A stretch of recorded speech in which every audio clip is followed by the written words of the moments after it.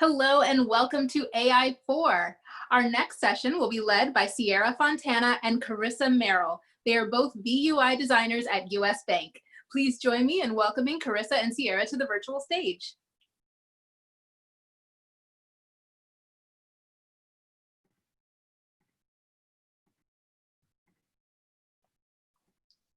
All right, it's all yours. All right, thanks so much, Patrika. As she said, I'm CARISSA. I have a background in accessibility and inclusive design. And my name is Sierra, and I am a VUI designer who has got a background in mobile and web design. That said, I think we can go ahead and dive in to the agenda. All right, so first up, we're going to give some context as to what it is that we do and why we're here. Second, we'd like to bring forward some examples of inclusive and exclusive design in the physical and digital worlds. And third, then we're going to go through designing for inclusion and starting with data and going all the way through delivery. And then fourth, we're going to leave you with some tips and tricks so you can create some innovative projects and spark change in your organization. Press the button and say a command, like pay rent on Marvin Gardens, and Mr. Monopoly will respond and move the payment to the opponent's account. This is pretty much our job, except for with real money. So the benefit to using AI on our team is that it does a lot of the heavy lifting for the user. So it takes customers' utterances, however messy they may be, and translates them. So the user can say multiple different things. For example, what's my balance? How much cheddar do I have in my checking? How high are my stacks? Or show me my balance. All of those will get them to the same spot in the experience, which is show balance. So going under the hood a little bit and how it works, a user will typically give an utterance or a command. And they can do that through speech, or they can type it into the mobile app. And then it gets passed off to the natural language processor, and then our own internal business logic for decisioning. And then the output of that is a personalized response to the user based on their original intent. So here we have an example of what that looks like.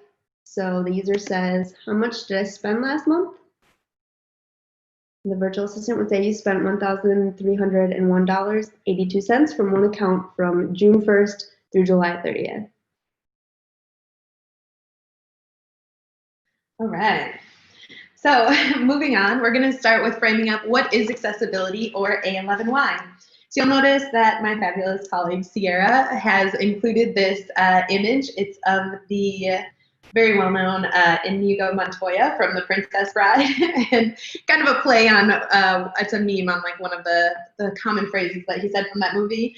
Accessibility, you keep using that word, I do not think it means what you think it means.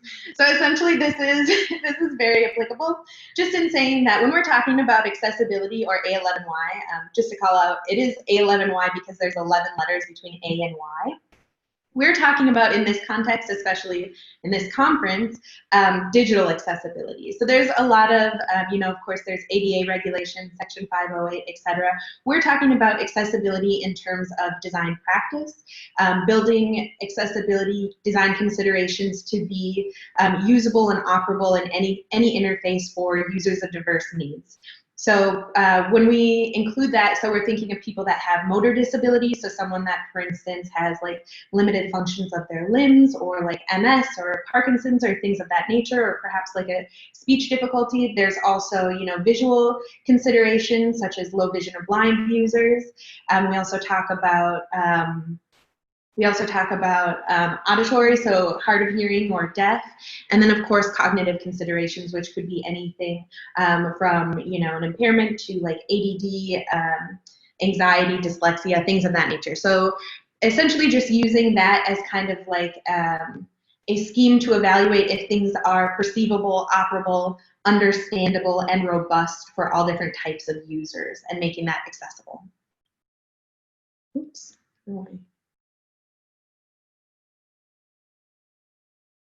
All right, sorry about that. Back on track. All right. So when we talk about accessibility and disability specifically, I'm just going to read a quote here from the United Nations Convention on the Rights of People with Disability. So essentially, it's saying that disability results from the interaction between persons with impairments and attitudinal and environmental barriers that hinder their full and effective participation in society. So essentially what this is saying is we're moving into the social model of what accessibility and disability is, saying that it was previously a medical model wherein the disability was lying on the person and it was like kind of like their onus and their responsibility. Now we're in the social model of disability wherein a couple people call it out like really well. Kat Holmes and Microsoft identified as essentially it's a mismatch of people and whatever interface they're trying to use, so that those barriers are constructed, but then therefore, since those barriers are constructed by the interface or like the lack of a physical ramp or things of that nature, they can therefore be removed. So we think of inclusive design and accessible design as, you know, very solvable design problems, so we can meet people where they are. So we're just going to kind of elucidate that point with this example from Catherine Horwell and Ellie Thomas. That's always really resonated. So we're thinking of a train trip. So we're going to a platform and there's 3 different user types that we're going to speak to that will need to use these services.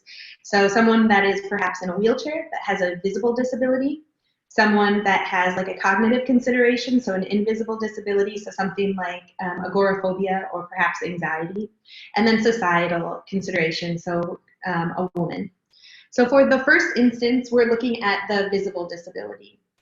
So if, for instance, a user or a person is trying to use this public service that is meant and built for everyone, but for instance, if there's stairs leading up to the platform and the lift hasn't been maintained, so doesn't work, they're excluded from the experience because they can't get up the stairs and the lift is not operable.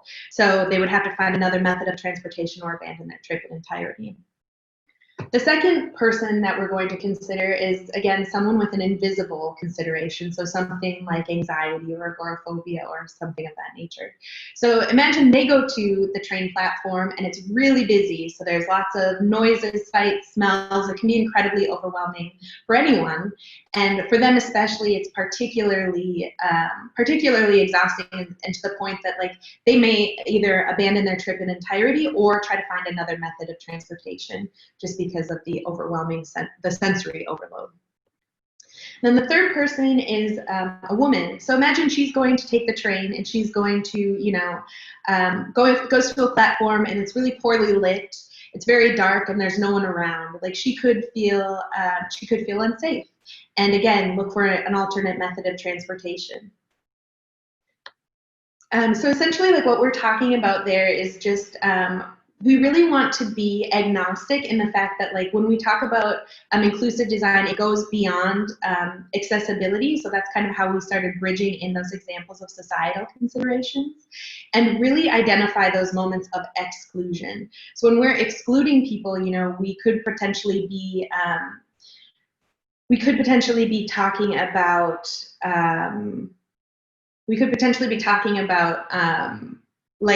we're using stereotypes and we're designing for people instead of with them. So kind of just to go back to nothing about them without them, like that mantra has really has been really widely used from the disability movement, but also from a lot of social justice movements as well. Essentially saying that like you can't design something for someone, you must design it with someone. They have to be part of the conversation, literally from, as we'll go through today, from data through design and implementation, and like use that information for future refinement. So by identifying those moments of exclusion, we can move to inclusion. So again, like we can have people included into, we have to build inclusive like data sets just because those results are compounded, and people that are outliers in some communities, that's just exacerbated, excuse me. And by bringing everyone to the table, you just really create, you have more innovative products.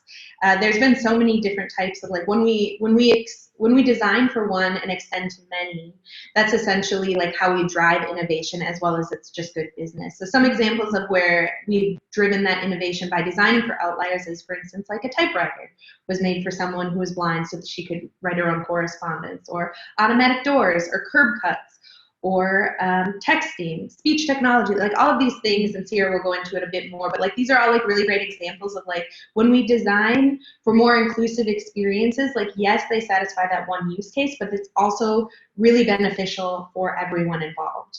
And I also do want to just call out something that, you know, when we talk about policy and practice, from a recent Venture Beat panel, Justin Norman, who's a VP of data science at Yelp, said something that really resonated as well. Said that policy and law tells us what we must do, but community tells us what we should do, and that's largely an ethical practice. So it's essentially just saying that, like when we talk about inclusive practices versus exclusion, yes, there are laws and there are compliance issues and there are things of that nature, but essentially too that, you know, we are, like, as a bank, as a company, just as any company, comprised of people, like both as designers, as product owners, as business lines, as developers, and that we're responsible and responsive to the community that we're part of, and to the customers that use our devices and products. Yeah. So essentially, just wanted to call that out. All right, and now I'm going to hand it over to Sierra. Awesome. Thank you. All right. So future-proofing. Don't try and predict the future, build for resilience. So it's estimated that about 20% of the population has a disability. However, that does not take into consideration temporary or situational disabilities that happen all the time. So in this first example, the feature is closed captioning, which was originally made to aid deaf and hard of hearing users to assist in comprehension for anything on screen. But that carries over into somebody who is sick and, you know, possibly has an ear infection or just general stuffiness in their head and is having trouble hearing. But then that also carries over to somebody who's in a situationally, in a spot where the noise is overwhelming, and so a bartender, for example, is a perfect candidate. Next up, we've got let's go through those, my bad. So the next step is voice input. So a voice input, we talk a lot about, in the voice products, we talk a lot about voice being an emerging technology, which is interesting because it's actually been around for 30 plus years and used primarily by blind and low vision users. So it helps in that sense, but then also, again, the aging population, thank you, the aging population, so somebody who is suffering from vision loss or cataract would be like a temporary example, and then furthermore, situationally, we would go into somebody who is driving. So when you're at the wheel, your eyes are tied up, and so voice is a better method of interaction. All right, and then tap touch. So that is the preferred method for somebody who is, you know, might have an atypical speech pattern or completely nonverbal, and then carries over to somebody who wakes up without a voice because they've got laryngitis, and then also no worries. And then also situationally, if you are, if your primary language is not English and you walk into, let's say, a bank and you know, everybody else is speaking English, that accent is kind of it's a situational disability in that sense. All right, next we're going to talk about the B word, which is bias. So, do you have a brain? Yes. Then you're biased. Every system is perfectly designed to get the results that it gets. Because of this, we can say confidently that inclusive design needs to start from data and carry through delivery. So here, we've got tainted data to begin. For our input, there's selection bias. So in AI, we often use platforms to gather, like let's say, for example, MTurk, to gather, to crowdsource data from users. And but some of those platforms aren't accessible. So from the jump, we're leaving out users who use screen readers or have motor disabilities. And then that carries through, and the output becomes when we make our product, we test it, but we typically test it with people who look like us. So it's often able-bodied users who are reinforcing that the product is good. Next example is ASR. So again, starting with the input, the training data that we use for is typically skewed towards white men. And so what that does is ups the rate of, it starts with an R. I'm blanking on the word. Okay, I'll skip it. Not helpful. No worries. So essentially the training data, like I said, is skewed towards white men. And so what happens is that when we test it, again, we get the confirmation bias. That is, white men are typically the early adapters of new technology. And if the new technology works best for white men, then that just perpetuates that forward. Okay, I think it was recognition. But all right, so back to you, Carissa. All right, thank you so much. So those are really great examples and really great points of like how and why we need to build more inclusively. There's a really great example that I know it's something that we've been working on as well, and it's a very wide-ranging trend in the technology community right now. It's kind of like going back and forth with multimodal design. So traditionally, like voice-only products, so if you think of, like a Google Nest or a Dot or an Echo or things like that, they didn't necessarily have a visual interface. And then you think of things, for instance, like a Nest, like there's the Internet of Things. And then you think of things that were only visual interfaces that are now adding voice. So just knowing that there's a lot of play and going back and forth of like pretty much everything, or many people recognizing the fact that like when we have multiple ways of input and multiple ways of interacting with people, we're really more likely to meet them where they are. And what we mean when we say meet them where they are is essentially just that it could be someone that has a specific consideration. So someone that's blind that's going to be more voice forward and using that interface, but it could also be someone that's deaf or hard of hearing, or in some of the examples like permanent or temporary or situational disabilities. But essentially just meeting them where they are, like if they're if they're multitasking, if they're cooking dinner, if they're hands-free, or if they're not, if they're on public transportation and they don't want to say things out loud and just want to use a tap interface. Essentially just knowing that we have a multitude of ways to interact with something and also reinforce that. There's a lot of great research that just goes to show, like comprehension. So for some people, for instance, if they have dyscalculia and they have trouble with numbers, so we could use like graphic visualizations or just having alternative methods of conveying the same information as well as multiple input methods. You really just make a more robust and useful product for all of your users in a variety of situations.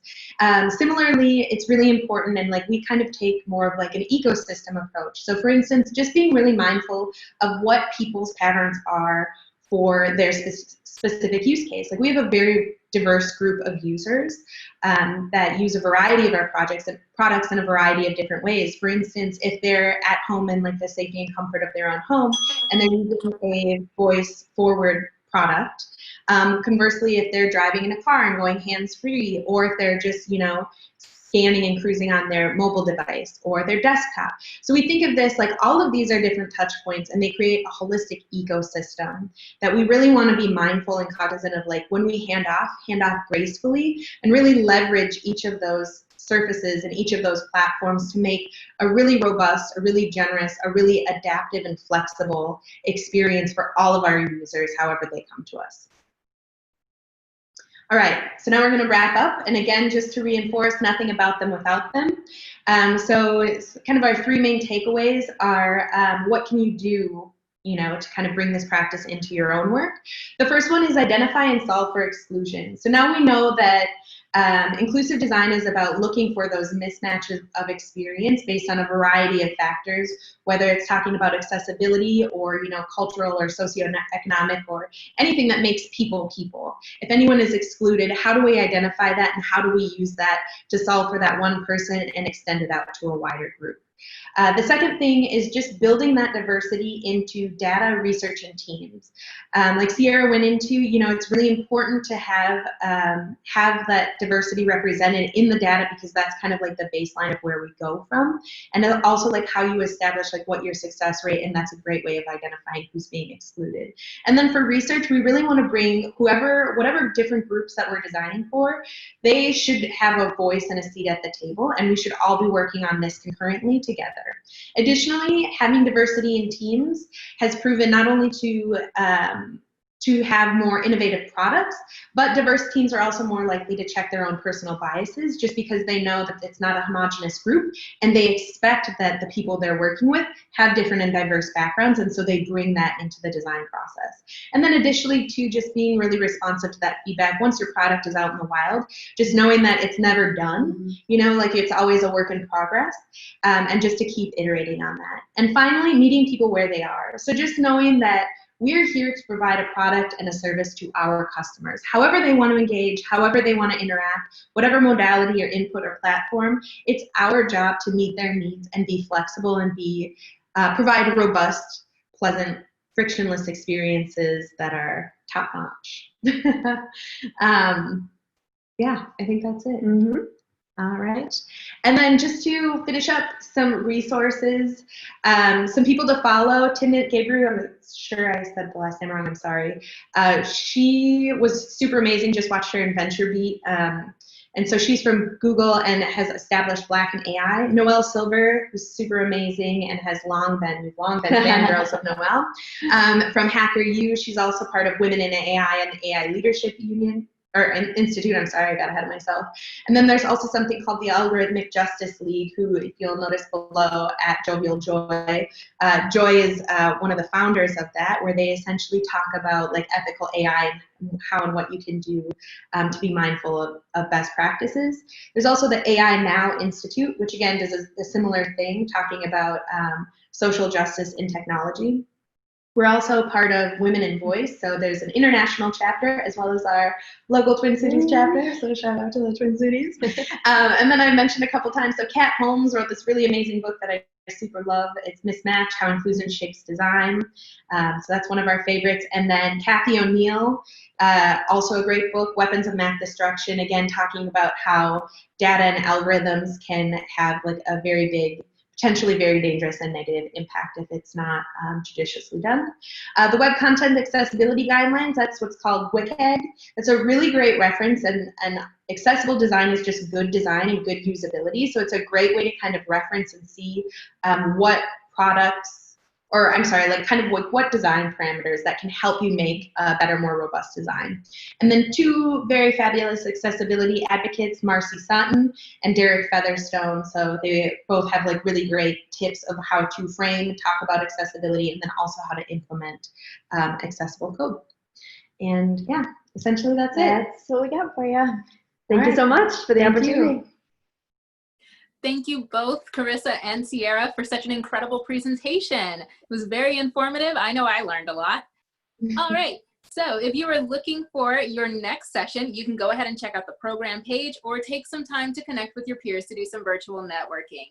Thanks so much, and thank you again to our wonderful speakers. A big virtual round of applause. All right, we'll see you around. Thank you so much.